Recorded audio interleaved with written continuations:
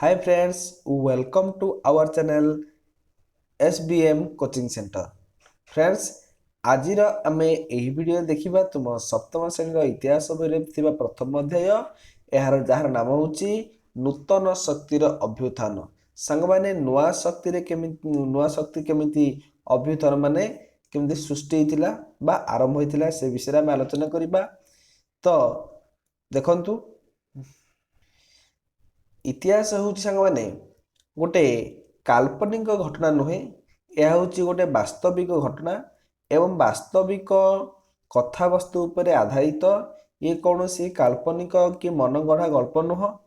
ସେଥିପାଇଁ ଇତିହାସରେ ଯାହା ବର୍ଣ୍ଣନା କରାଯାଇଛି ସେଗୁଡ଼ିକ ସମସ୍ତ ହେଉଛି ସତ୍ୟ। ତ ଦେଖନ୍ତୁ କ ନମ୍ବର କହିଛି ଐତିହାସିକ ମାନେ ଏବଂ ସେମାନଙ୍କର ଉପାଦାନ। ଐତିହାସିକ ମାନେ ଏବଂ ସେମାନଙ୍କର ଉପାଦାନ ମାନେ କ'ଣ? ଯେଉଁ ଇତିହାସ ଯେଉଁମାନେ ରଚନା କରୁଛନ୍ତି ସେମାନଙ୍କୁ ଆମେ ଐତିହାସିକ ବୋଲି କହିବା। ତ ଐତିହାସିକ ମାନେ ସେମାନଙ୍କ ଉପାଦାନ କ'ଣ? ଇତିହାସ ଯେଉଁ ରଚନା କରାଯାଉଛି ବିଭିନ୍ନ ଉପାଦାନକୁ ନେଇକିରି ରଚନା କରାଯାଉଛି, ଯେମିତିକି ପ୍ରତ୍ନତାତ୍ତ୍ୱିକ ଉପାଦାନ, ସାହିତ୍ୟିକ ଉପାଦାନ, ଏମିତି ସବୁ ବିଭିନ୍ନ ଉପାଦାନକୁ ନେଇକିରି ହିଁ ଇତିହାସ ଲେଖିପାରିବା ନା। ସେଥିପାଇଁ ଦେଖନ୍ତୁ ଯେଉଁ ଐତିହାସିକ ମାନେ ଇତିହାସ ଲେଖନ୍ତି ତ କେତେକ ଉପାଦାନକୁ ନେଇକିରି ଲେଖନ୍ତି, ସେମାନେ ସଂଗ୍ରହ କରନ୍ତି ସେ ଉପାଦାନ ଗୁଡ଼ିକୁ।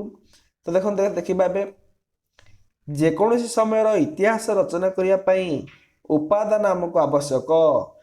ଯେକୌଣସି ସମୟ ହେଉଛି ନା ହଉ, ଯେକୌଣସି ଯେଉଁ ଆମର ମଧ୍ୟଯୁଗ ହଉ କିମ୍ବା ଆଧୁନିକ ଯୁଗ ହଉ, ଯେକୌଣସି ସମୟରେ ଇତିହାସ ରଚନା କରିବାକୁ ହେଲେ ଆମକୁ ଉପାଦାନ ଆବଶ୍ୟକ।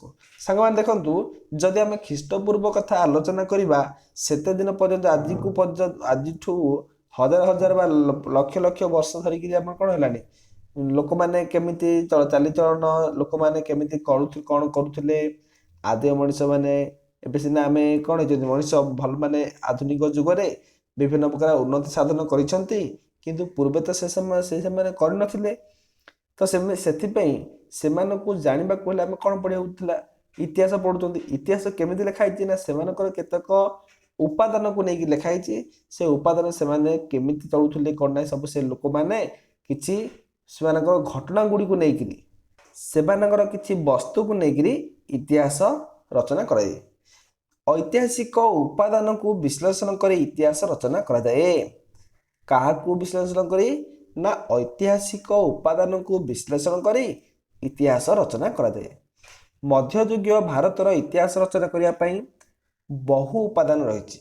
ଆମର ଯେଉଁ ମଧ୍ୟଯୁଗୀୟ ଭାରତର ଯଦି ଇତିହାସ ରଚନା କରିବା ପାଇଁ ବିଭିନ୍ନ ପ୍ରକାର ଉପାଦାନ ଅଛି, ତାହାକୁ ଆଧାର କରି ଐତିହାସିକ ମାନେ ତ ଦେଖନ୍ତୁ ଐତିହାସିକ ମାନେ କେମିତି ଜାଣିଛନ୍ତି? ତୁର୍କୀ ଆକ୍ରମଣ ବିଷୟରେ ଜାଣିଛନ୍ତି, ରାଜପୁତ ମାନଙ୍କର ଅଭ୍ୟୁଦୟ ମଧ୍ୟ ଉପରେ ଜାଣିଛନ୍ତି, ଗଙ୍ଗବଂଶର ଶାସନ ମଧ୍ୟ ସେ ବିଷୟରେ ଜାଣିଛନ୍ତି, ଭକ୍ତି ଆନ୍ଦୋଳନ, ମୋଗଲ ମାନଙ୍କର ଶାସନ ଓ ଭାରତରେ ୟୁରୋପୀୟ ମାନଙ୍କର ଆଗମନ ଉପରେ ଆଲୋକପାତ କରିଛନ୍ତି। ତାପରେ ଦେଖିବା ଆମେ ବିଭିନ୍ନ ରାଜାମାନଙ୍କ ସମୟରେ ବିଭିନ୍ନ ପ୍ରକାର ଶାସ୍ତ୍ର କିମ୍ବା ବିଭିନ୍ନ ପ୍ରକାର ପୁସ୍ତକ ରଚନା କରାଯାଇଛି ଏବଂ ସେଗୁଡ଼ିକ ପଢ଼ିବା ଦ୍ୱାରା କେଉଁ ଶାସନକର୍ତ୍ତା ମାନଙ୍କ ବିଷୟରେ, କେଉଁ ଯୁଗର ବିଷୟରେ ଜାଣିହେବ ସେ ଉପରେ ମଧ୍ୟ ଆମେ ଦେଖିବା। ସୁଲତାନ ମାମୁଦଙ୍କ ଶାସନ ସମ୍ପର୍କରେ ଯଦି ଆମେ ଜାଣିବା ତାହେଲେ ସେହି ସମୟରେ ଜଣେ ଲେଖକ ଥିଲେ ଫିରଦୋଷୀ। ହେଲା କି ସାଙ୍ଗମାନେ ଟିକେ ମନେ ରଖନ୍ତୁ, ଫିରଦୋଷୀଙ୍କର ଗୋଟେ ଶାହାନାମା ପୁସ୍ତକ ଅଛି। ଶାହାନାମା, ଇଏ ଶାହାନାମା ପୁସ୍ତକଟା କିଏ ଲେଖିଥିଲେ? ନା ଫିରଦୋଷୀ। ଯଦି ଆମେ ଶାହାନାମା ପୁସ୍ତକ ପଢ଼ିବା ତାହେଲେ ସୁଲତାନ ମାମୁଦଙ୍କ ବିଷୟରେ ବା ତାଙ୍କର ଶାସନ ସମ୍ପର୍କ ବିଷୟରେ ଆମେ କିଛି ଆଲୋଚନା କରିବା। ମନେ ରହିଲା, ଫିରଦୋଷୀ କେଉଁ ପୁସ୍ତକ ଲେଖିଥିଲେ? ଶାହାନାମା ପୁସ୍ତକ ଲେଖିଥିଲେ। ଶାହାନାମା ପୁସ୍ତକ ଯଦି ଆମେ ପଢ଼ିବା ତାହେଲେ ମାମୁଦଙ୍କ ଶାସନ ସମ୍ପର୍କ ଆମେ ଜାଣିପାରିବା। ପରବର୍ତ୍ତୀ ହେଲା ମିନହାଜ ଉଦ୍ଦିନ ସିରାଜଙ୍କର ତବାକତ ଇ ନାସିରୀ। ମହମ୍ମଦ ଘୋରୀ, ଇଲତୁତମିଶ ଏବଂ ବଲବନଙ୍କ ବିଷୟରେ ବର୍ଣ୍ଣନା କରାଯାଇଛି। କ'ଣ କୁହାହେଲା ନା ଆମେ ଫିରଦୋଷୀ ପୁସ୍ତକ ପଢ଼ିକିରି ଫିରଦୋଷୀଙ୍କର ଶାହାନାମା ପୁସ୍ତକ ଯଦି ପଢ଼ିବା ତାହେଲେ ମାମୁଦଙ୍କ ଶାସନ ସମ୍ପର୍କ ଜାଣିପାରିବା। ତାପରେ ମିନହାଜ ଉଦ୍ଦିନ ସିରାଜଙ୍କ ଯଦି ଆମେ ବହି ପଢ଼ିବା, ତାଙ୍କର ସିଏ ଲେଖିଛନ୍ତି ତବାକତ ଇ ନାସିରୀ। ତବାକତ ଇ नासिरी यही पुस्तक लिखिं किए मिनहाज उद्दीन सिराज। हेले तबाकत इ नासिरी जब पढ़ा आम क्यों सम्राट विषय जापर ना मोहम्मद घोरी इल्तुतमिश एवं बलबन यही तीनोटी राजा मान विषय जापर। ये तीनोटी राजा मान विषय क्यों पुस्तक रचित तबाकत इ नासिरी एटा किए लिखिथिले मिनहाज उद्दीन सिराज। आउ कौन यह व्यतीत अमीर खुसरो मध्य लिखिथिले तुगलक नामा सेटा कहा विषय जानिबा क्यों राजा विषय ना मोहम्मद बिन तुगलकर कार्यकलाप विषय आम जापर है कि तापरे बाबर विषय आत्मचरित बाबर नामा से निजे लिखिं है कि बाबर नामा बाबर लिखिं ये हूँ आत्मचरित। आबुल फाजल आकबर नामा यदि आकबर विषय आम मुगल सम्राट आकबर विषय जाना ताहले आबुल फाजल गोटे पुस्तक लिखिं आकबर नामा एवं यथाक्रमे मोगल शासक बाबर आकबर विषय तथ्य प्रदान करें। जो आकबरनामा पुस्तकटी सेहीपरि भाव मध्य जुगरे बहु पुस्तक से समय विभिन्न शासक मान संपर्क में तथ्य प्रदान दिए। हेले से मध्य जुग इतिहास रे जो पुस्तक मान जो लेखक मान अच्छा कवि मान अच्छा एमानकर पुस्तक पढ़िबा द्वारा विभिन्न प्रकार राजा मान विषय आम अति सहज जापर। कहीं से लोक से पर्यंत लोक एवं पर्यंत बंची पारे कि बंची पारे हेले से पुस्तक गुड़िक कौन कौन हो से पुस्तक गुड़िक आम पाठ कर विभिन्न प्रकार राजा महाराजा मान विषय आम अति सहज जापे। सांग मैंने देखु ये लिखाई अमीर खुसरो खाजाइन उल फुत अलाउद्दीन खिलजी राज्य विषय सूचना दूची। फिरोज शाह तुगलक संपर्क में आफ्रिका तारीख इ फिरोज शाही पुस्तक तो किसी आवश्यक ना एगुड़ी देखु आम क्या तापरे बीजक ग्रंथ थिबा दोहारू कविंकर धर्मवाणी संपर्क आम जापर। गोटे बीजक ग्रंथ अच्छी से कविदासंकर यही बीजक ग्रंथ रे कौन है दोहा जो कविदासंकर धर्मवाणी गुड़िक जो ग्रंथ लिखाई ताको बीजक ग्रंथ बोली कहबा। यही दोहा दोहा कौन ना बीजक ग्रंथ जो लिखाई दुई पद पद पद गुड़िक ताको आम दोहा बोली कहबा। आदि ग्रंथ बा गुरु ग्रंथ साहेब नानक नीति संपर्क में जापर। चैतन्य श्री चैतन्य विषय जाना हेले चैतन्य चरितामृत नामक पुस्तक पढ़ा आवश्यक। कृष्णदेव राय विषय जाना हेले आमुक्त माल्यव पुस्तक विजयनगर राज्य एवं यहाँ शासन संपर्क में जना पड़ी थाए है कि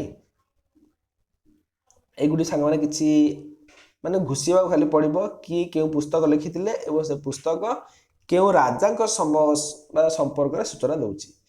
तापरे पर्तुगीज माने भारत को आसते बोले आम जाना केमिति ना गोवा रे सेंट जावियर्स चर्च नथी गोटे अच्छी गोवा रे कोठे गोवा रे सेंट जावियर्स चर्च नथी भारत को पर्तुगीज मान आसीथिबार विषय जना पड़ जाए। तापरे कलिकता रे थिबा दुर्ग फोर्ट विलियम नथी भारत रे इंग्रेज मानकर प्राथमिक कार्यकलाप विषय ये देखु ना यहाँ विलियम फोर्ट यहाँ इंग्रेज मैंने बनई यहाँ को देखिले आम जापर जेहेतु इंग्रेज मैंने ये आसी है। अभिलेखा सहायक होता है तेणु अभिलेखा मान सहायक होता है दक्षिण भारत रे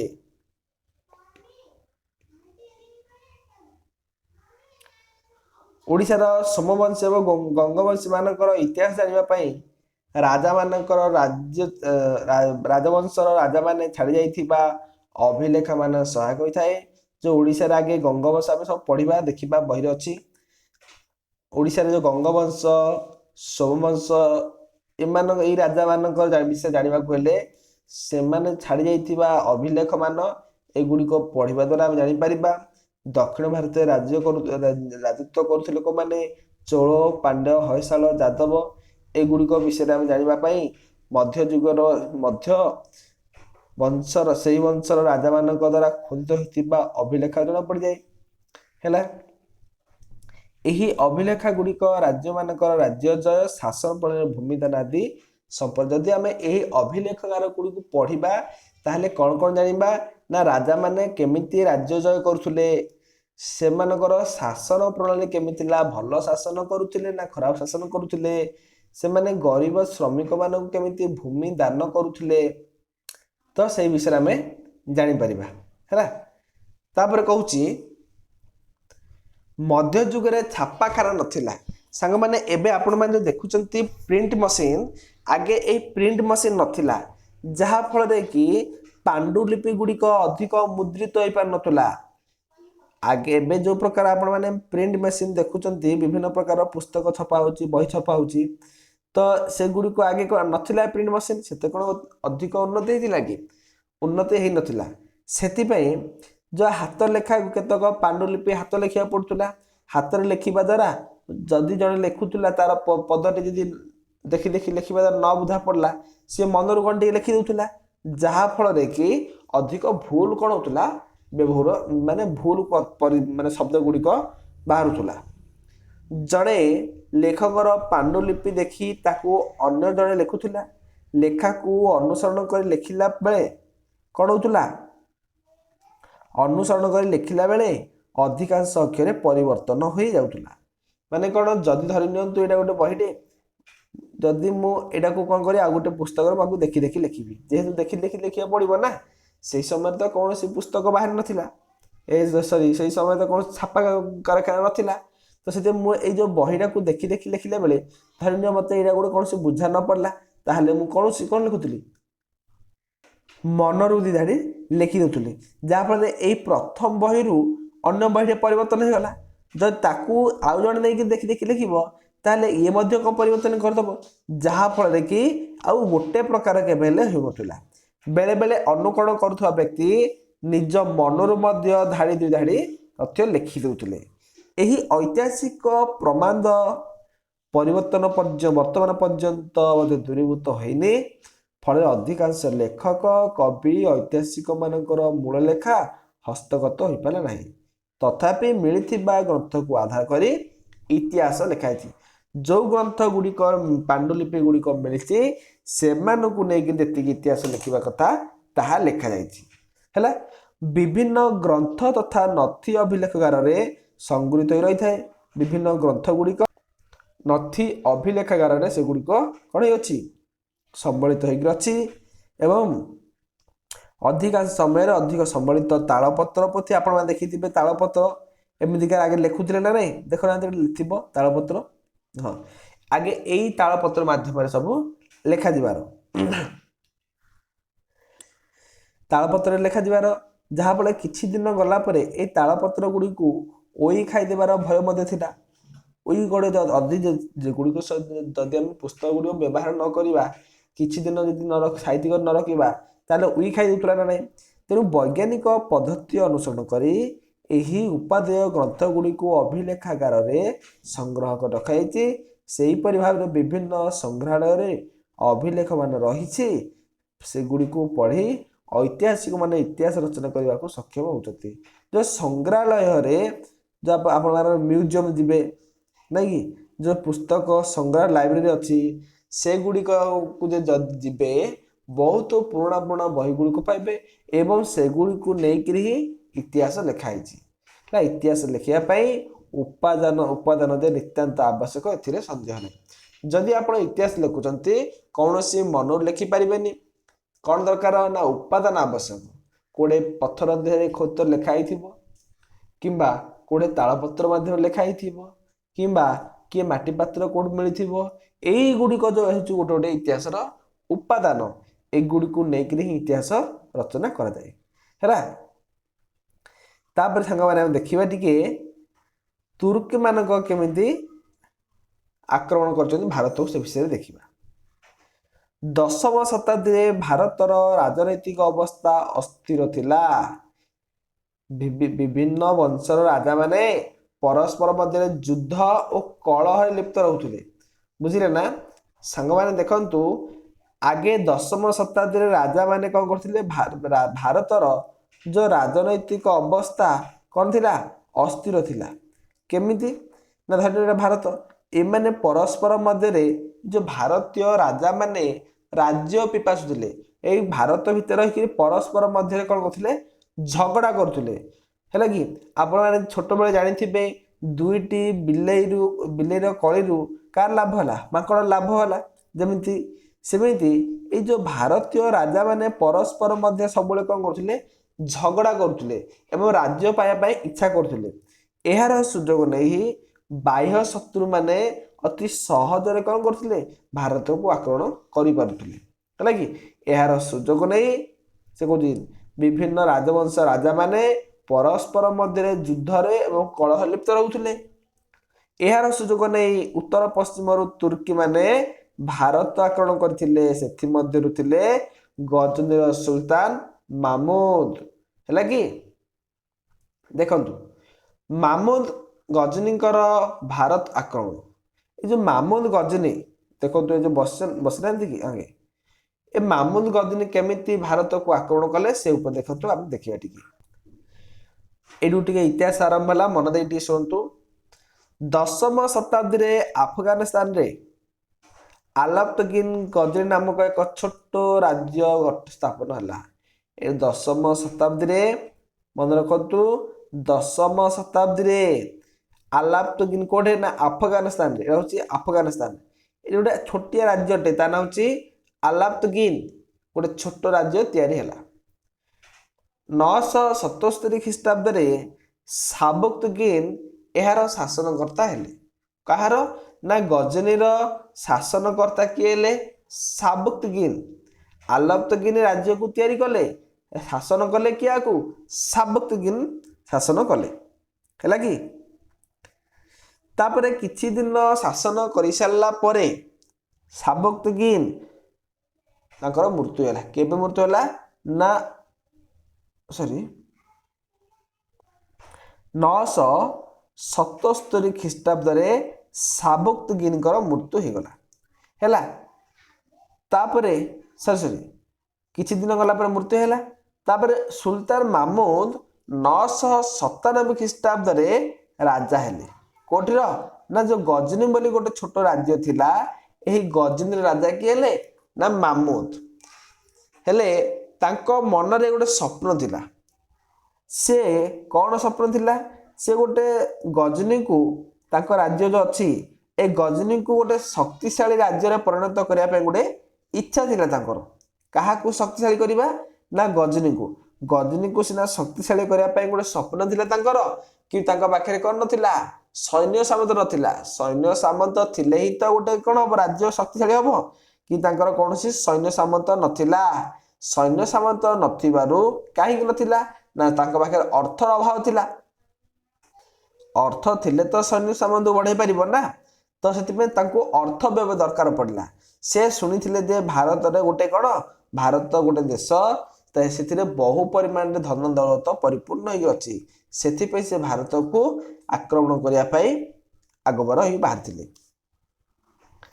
ଗଜନୀକୁ ଏକ ଶକ୍ତିଶାଳୀ ରାଜ୍ୟରେ ପରିଣତ କରିବା ପାଇଁ ସେ ସ୍ୱପ୍ନ ଦେଖିଥିଲେ। ମଧ୍ୟ ଏସିଆ ଜୟ କରି ଏକ ବିଶାଳ ସାମ୍ରାଜ୍ୟ ସୃଷ୍ଟି କରିବା ତାଙ୍କର କଳ୍ପନା ମନରେ ଉଙ୍କି ମାରିଲା। ସେ କହିଲେ, ମୁଁ ଗଜନୀକୁ ଗୋଟେ ଶକ୍ତିଶାଳୀ ରାଷ୍ଟ୍ରରେ ପରିଣତ କରିବି, ତା ସହିତ ମଧ୍ୟ ଏସିଆର ମଧ୍ୟଭାଗକୁ ମଧ୍ୟ ଜିତିକିରି କ'ଣ କରିବି, ଗୋଟେ ବଡ଼ ସାମ୍ରାଜ୍ୟ କରିବି ବୋଲି ଭାବିଲେ। ସେଥିପାଇଁ ଏକ ବିରାଟ ସୈନ୍ୟବାହିନୀ ଗଠନ କଲେ। ଭାରତର ଧନରତ୍ନ ତାଙ୍କୁ ପ୍ରଲୋଭିତ କରିଥିଲା। 1000 ଖ୍ରୀଷ୍ଟାବ୍ଦରୁ 1027 ଖ୍ରୀଷ୍ଟାବ୍ଦ ମଧ୍ୟରେ 17 ଥର ସାଙ୍ଗମାନେ, କେତେଥର, 17 ଥର ଭାରତକୁ ଆକ୍ରମଣ କରିଛନ୍ତି। 27 ବର୍ଷରେ ପ୍ରଥମେ ଆସିଲେ କେବେ, 1000 ଖ୍ରୀଷ୍ଟାବ୍ଦରେ, ଶେଷରେ 1027 ଖ୍ରୀଷ୍ଟାବ୍ଦ। ତା ଅର୍ଥ 27 ବର୍ଷରେ 17 ଥର ଭାରତକୁ ଆକ୍ରମଣ କରିଥିଲେ। ଆଉ ଯେଉଁ ଥର ଆସିବ କୋଟି କୋଟି କୋଟି କୋଟି କରି ସୁନା ରୂପା ଧରିକିରି ନେଇ ପଳଉଥିଲେ। ତାପରେ କ'ଣ ହେଇଛି, ପଞ୍ଜାବ ସୁଲତାନ ଧାନେଶ୍ୱର ଆଦି ଜିଲ୍ଲା ଜୟ କରି ନିଜର ବୀରତ୍ୱ ପ୍ରତିପାଦନ ବା ପରିଚୟ ପ୍ରଦାନ କରୁଥିଲେ। ସେ ପଞ୍ଜାବ ସୁଲତାନ ଧାନେଶ୍ୱର ଏଗୁଡ଼ିକ ଜିତିକିରି ସେ କ'ଣ ନିଜର ବୀରତ୍ୱର ପରିଚୟ ଦେଲେ। ସେ ପଞ୍ଜାବକୁ ନିଜ ସାମ୍ରାଜ୍ୟରେ ମିଶାଇ ଦେଇଥିଲେ। ଯେ ପଞ୍ଜାବ ନାହିଁ କି ଆମର, ତାଙ୍କୁ ଯାଇକିରି କୋଉଠି ଗଜନୀରେ ମିଶାଇ ଦେଇଥିଲେ। 1025 ଖ୍ରୀଷ୍ଟାବ୍ଦରେ ମାମୁଦ ଗୁଜୁରାଟର ପ୍ରସିଦ୍ଧ ସୋମନାଥ ମନ୍ଦିରକୁ ଲୁଣ୍ଠନ କରି ବହୁ ଧନ ସମ୍ପତ୍ତି ଭାରତରୁ ନେଇଯାଇଥିଲେ। ସାଙ୍ଗମାନେ ଏଇ ଯୋଉ ମାମୁଦ ବିଭିନ୍ନ ପ୍ରକାର ମନ୍ଦିରକୁ ଅଧିକ ନଷ୍ଟ କରିଦେବାର, କାହିଁକି ନା ମନ୍ଦିର ଗୁଡ଼ିକରେ ଅଧିକ ପରିମାଣ ଧନ ସମ୍ପତ୍ତି ଥାଉଛି, ସେଥିପାଇଁ 1025 ଖ୍ରୀଷ୍ଟାବ୍ଦରେ ସୋମନାଥ ମନ୍ଦିରକୁ, ଗୁଜୁରାଟରେ ଯୋଉ ବଡ଼ ମନ୍ଦିର ଅଛି ସୋମନାଥ ମନ୍ଦିର, ତାକୁ କ'ଣ କଲେ? ଧ୍ୱଂସ କରି ଲୁଣ୍ଠନ କରି ସେଠାରୁ ବହୁତ ଧନ ସମ୍ପତ୍ତି ନେଇଗଲେ। କିନ୍ତୁ ହିନ୍ଦୁ ମନ୍ଦିର ଧ୍ୱଂସ ପାଇଁ ଲୁଣ୍ଠନ କରି ଇସଲାମ ଧର୍ମ ଗୌରବ ରକ୍ଷା କରିବା ପାଇଁ ଚେଷ୍ଟା ଥିଲେ। ସେ କହୁଛନ୍ତି ହିନ୍ଦୁମାନଙ୍କ ମନ୍ଦିରକୁ ହିଁ ସେମାନେ ନଷ୍ଟ କରିଦେଉଥିଲେ ମାମୁଦ, ଏବଂ ମୁସଲମାନ ମନ୍ଦିରକୁ ରକ୍ଷା କରୁଥିଲେ, କାହିଁକି ନା ସେ ମୁସଲମାନ। ମାମୁଦ 1030 ଖ୍ରୀଷ୍ଟାବ୍ଦରେ ସୁଲତାନ ମାମୁଦ ମୃତ୍ୟୁବରଣ କରିଥିଲେ। ଅଣ୍ଡରଲାଇନ୍ କରିଦେବେ ସାଙ୍ଗମାନେ, 1030 ଖ୍ରୀଷ୍ଟାବ୍ଦରେ ମାମୁଦ ମୃତ୍ୟୁବରଣ କଲେ। ସିଏ ମରିବା ପରେ ହିଁ ଭାରତର ଲୋକମାନେ ଶାନ୍ତିରେ ବସବାସ କରିପାରିଲେ ଏବଂ ଭାରତକୁ ଟିକେ ତ୍ରାହି ମିଳିଲା। ସମଗ୍ର ଉତ୍ତର ଭାରତ ଏକ ଆକ୍ରମଣକାରୀ ଏବଂ ଲୁଣ୍ଠନକାରୀ କବଳରୁ ମୁକ୍ତି ପାଇଲା। ଯେଉଁ ଉତ୍ତର ଭାରତରେ, ଭାରତର ଉତ୍ତର ଦିଗରେ ଥିବା କ'ଣ ଯେଉଁ ରାଜ୍ୟ ଗୁଡ଼ିକ, ସେଗୁଡ଼ିକ ଟିକେ ମୁକ୍ତ ହେଲା, କାହିଁକି ନା ମାମୁଦ ମରିଗଲେ। ସେ ଆସି ଅଧିକ ଶାସନ ମାନେ କ'ଣ ଆକ୍ରମଣ କରୁଥିଲେ। ମାମୁଦ କିନ୍ତୁ ଗଜନୀର ଯାଇକିରି ବହୁତ ଉନ୍ନତି ସାଧନ କଲେ। ଭାରତରୁ ଧନ ସମ୍ପତ୍ତି ବୋଇ ନେଇ ଗଜନୀର ବିଭିନ୍ନ ପ୍ରକାର ସ୍ଥାନରେ ଉନ୍ନତି କଲେ। ଏବଂ ସେ କ'ଣ କଲେ? ସେ ବିରାଟ ତାଙ୍କ ଗଜନୀରେ ପାଠାଗାର ନିର୍ମାଣ କଲେ, ସୁନ୍ଦର ମସଜିଦ ଗୁଡ଼ିକ ମଧ୍ୟ ନିର୍ମାଣ କରିଛନ୍ତି। ମାମୁଦ ତାଙ୍କ ଦରବାରରେ ବହୁ ଜ୍ଞାନୀ ଓ ଗୁଣୀମାନଙ୍କୁ ସ୍ଥାନ ଦେଇଥିଲେ। ତାଙ୍କର ଯେଉଁ ରାଜ ଦରବାର ଅଛି, ଏଇ ଦରବାରରେ ବହୁତ ଜ୍ଞାନୀ ଏବଂ ଗୁଣୀମାନଙ୍କୁ ସ୍ଥାନ ଦେଇଥିଲେ।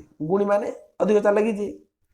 ସେମାନଙ୍କ ମଧ୍ୟରୁ ପ୍ରସିଦ୍ଧ ଥିଲେ ପାରସିକ କବି ଫିରଦୌସୀ। ମନେ ପଡୁଛି ସେ କ'ଣ ଲେଖିଥିଲେ? ଶାହାନା ପୁସ୍ତକ ଲେଖିଲେ। ଏକ ବିରାଟ ଗ୍ରନ୍ଥ ରଚନା କରି ଜନମାନସରେ ଅମର ହୋଇଛନ୍ତି। ସେ ଗୋଟେ ବଡ଼ ଗ୍ରନ୍ଥଟେ ରଚନା କରିଛନ୍ତି। କିଏ? ଫିରଦୌସୀ। ଆଉ କ'ଣ ନା ମାମୁଦ ଆଲବେର୍ଟ ନାମକ ଜଣେ ବିଦ୍ୱାନ ବ୍ୟକ୍ତିଙ୍କୁ ଭାରତ ସମ୍ପର୍କରେ ଜ୍ଞାନ ଆହରଣ କରିବା ପାଇଁ ଭାରତକୁ ପଠାଇଛନ୍ତି। ଭାରତର ନୀତି ପରମ୍ପରା, ଭାରତର ରାଜାମାନେ କେମିତି, ଏଗୁଡ଼ିକୁ ଜାଣିବା ପାଇଁ ଆଲବେର୍ଟ ପଠାଇଥିଲା ହେଲା। ସେ ଭାରତର ବହୁ ସ୍ଥାନ ବୁଲି, ବହୁ ବର୍ଷ ଭାରତରେ ରହି ବହୁ ସ୍ଥାନ ବୁଲିକି ସୁନ୍ଦର ସୁନ୍ଦର କ'ଣ କଲେ? ସୁନ୍ଦର ସୁନ୍ଦର ପୁସ୍ତକ ରଚନା କଲେ। ତାହାର ନାମ ହେଉଛି କୋଡ଼ା। ଏଇ ଯେଉଁ ଆଲବେର୍ଟ ଆସିକିରି ଭାରତର ବିଭିନ୍ନ ସ୍ଥାନକୁ ପରିଦର୍ଶନ କଲେ ଏବଂ ବିଭିନ୍ନ ପ୍ରକାର ପୁସ୍ତକ ଲେଖିଥିଲେ, ଯାହାର ନାଁ ହେଉଛି ଗୋଟେ ଦେଇଛି ତହକିକ ଇହିନ, ଯାହାର ଅର୍ଥ ଭାରତ ବିଷୟରେ ଯାହା ସତ୍ୟ ହେଲା କି। ତାପରେ ମାମୁଦଙ୍କର ମୃତ୍ୟୁ ପରେ ଗଜନୀର ରାଜ୍ୟ ନିଜର ଗୌରବ ହେଲା। ଯେତେବେଳେ ମାମୁଦଙ୍କର ଦେହାନ୍ତ ହୋଇଗଲା, କେବେ ଦେହାନ୍ତ ହେଲା? 1030 ଖ୍ରୀଷ୍ଟାବ୍ଦରେ ତ ତାଙ୍କର ମୃତ୍ୟୁ ହେଲା। ସେତେବେଳେ ଯେଉଁ ଆଉ କ'ଣ ଥିଲା? ଗଜନୀ ରାଜ୍ୟ ତାଙ୍କର ଗୌରବ ହରାଇଲା, କାହିଁକି ନା ମାମୁଦଙ୍କ ପରି ଆଉ ଶକ୍ତିଶାଳୀ ରାଜା ବାହାରିଲେନି। ତାଙ୍କର ଯେଉଁ ଉତ୍ତରାଧିକାରୀ ମାନେ ଥିଲେ, ସେମାନେ କ'ଣ ହେଇଗଲେ? ଦୁର୍ବଳ ହେଇଗଲେ ଏବଂ ଗଜନୀ ରାଜ୍ୟର କ'ଣ ହେଲା? ପତନ ହେଲା। ଯେଉଁ ଗଜନୀ ବୋଲି ଗୋଟେ ରାଜ୍ୟ ଥିଲା, ସେଟା ପତନ ହେଇଗଲା, ମାନେ ନଷ୍ଟ ହେଇଗଲା। ଏହା ପରେ ଆଫଗାନିସ୍ତାନରେ ଘୋର ନାମକ ଏକ ରାଜ୍ୟ ପ୍ରତିଷ୍ଠା ହେଲା। ତାପରେ ଏ ତ ଗଜନୀ ରାଜ୍ୟ କ'ଣ ହେଇଗଲା? ପତନ ହେଇଗଲା। ତାପରେ ଆଉ କିଛି ଦିନ ଗଲା ପରେ ଆଫଗାନିସ୍ତାନରେ ଘୋର ନାମକ ଗୋଟିଏ ରାଜ୍ୟ ପ୍ରତିଷ୍ଠା କରାଗଲା। ଏହାର ଶାସକ ମହମ୍ମଦ ଘୋରୀ ଥିଲେ ଏବଂ ସେ ମଧ୍ୟ ଭାରତ ଆକ୍ରମଣ କରିଥିଲେ। ସାଙ୍ଗମାନେ ଭିଡ଼ିଓଟି ବହୁତ ଲମ୍ବା ହେଇଯିବ, ସେଥିପାଇଁ ଭିଡ଼ିଓଟିକୁ ଏଇଠି ରଖିବା। ପରବର୍ତ୍ତୀ ସମୟରେ ଜାଣିବା ଯେ ମହମ୍ମଦ ଘୋରୀ କେମିତି ଭାରତକୁ ଆକ୍ରମଣ କରିଥିଲେ। ଯଦି ଭିଡ଼ିଓଟି ଭଲ ଲାଗେ ତାହେଲେ ଭିଡ଼ିଓକୁ ଲାଇକ୍ କରିଦେବା ସହିତ ସାଙ୍ଗମାନଙ୍କୁ ସେୟାର କରିଦେବେ ଏବଂ ଚ୍ୟାନେଲଟି ଆମର ସବସ୍କ୍ରାଇବ୍ କରିଦେବେ। ରହୁଛି, ଥ୍ୟାଙ୍କ ୟୁ।